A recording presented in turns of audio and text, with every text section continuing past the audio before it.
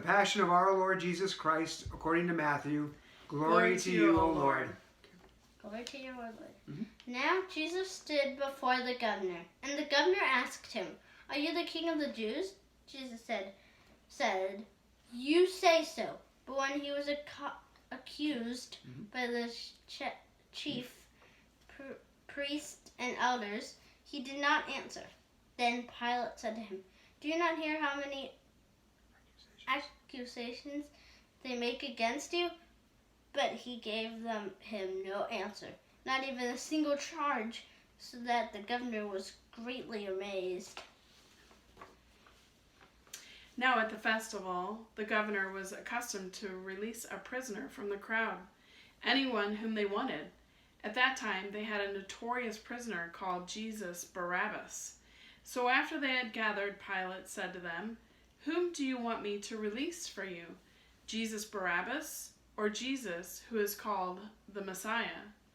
For he realized that it was out of jealousy that they had handed him over. While he was sitting on the judgment seat, his wife sent word to him, "Have nothing to do with that innocent man, for today I have suffered a great deal because of a dream about him."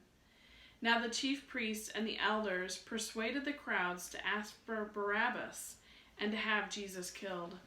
The governor again said to them, "Which of the two do you want me to release for you?"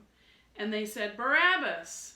Pilate said to them, "Then what should I do with Jesus, who is called the Messiah?" All of them said, "Let him be crucified." Then he asked, "Why? What evil has he done?" But they shouted all the more, "Let him be crucified."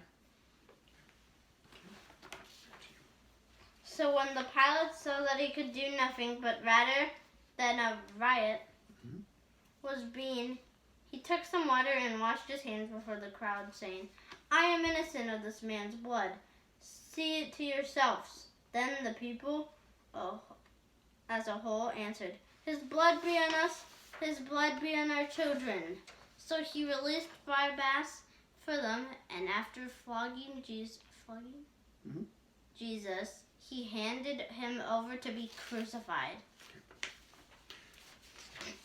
Then the soldiers of the governor took Jesus into the governor's headquarters, and they gathered the whole cohort around him. They stripped him and put a scarlet robe on him, and after twisting some thorns into a crown, they put it on his head. They put a reed in his right hand and knelt before him and mocked him, saying, "Hail, King of the Jews!"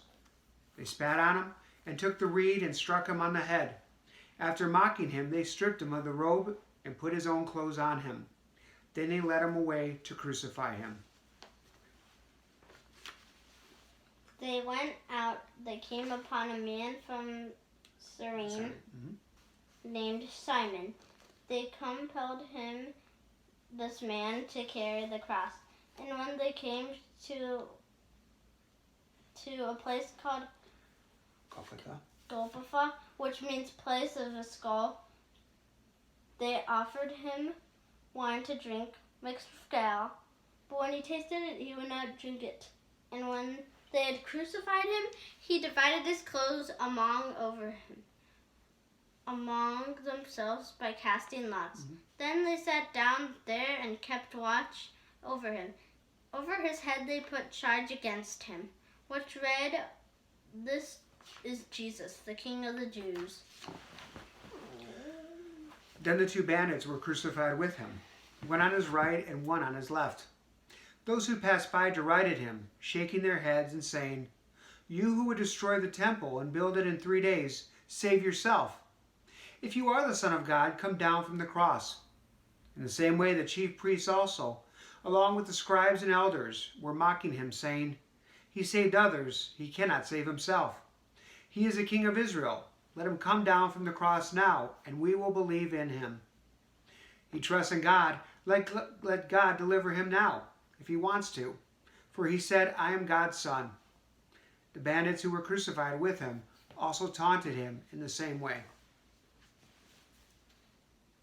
From noon on, darkness came over the whole land until 3 p.m.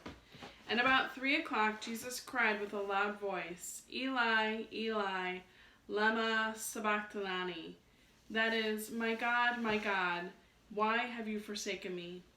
When some of the bystanders heard it, they said, "This man is calling for Elijah." At once, one of them ran and got a sponge and filled it with sour wine, put it on a stick, and gave it to him to drink. But the other said, "Wait, let us see whether Elijah will come to save him." Then Jesus cried out again with a loud voice and breathed his last. At that moment, the curtain of the temple was torn in two from top to bottom. The earth shook and the rocks split. The tombs were also opened, and many bodies of the saints who had fallen asleep were raised. After his resurrection, they came out of the tombs and entered the holy cities and appeared to many.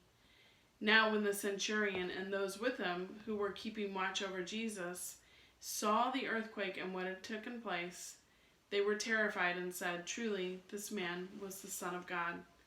The Gospel of the Lord. Praise to you, O Christ.